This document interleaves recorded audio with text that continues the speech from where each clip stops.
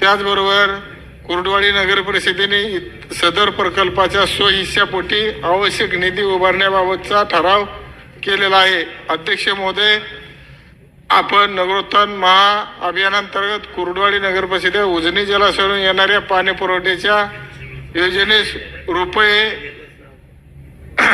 115 कोटी 99 लाख रुपये रकमेस प्रशासकीय मान्यता देऊन शासन निर्णय निर्गमित करण्याची आवश्यकता आहे। त्याचबरोबर करमाळा पाणी पुरवठा योजनेसाठी सुद्धा 80 कोटीचा प्रस्तावित आहे।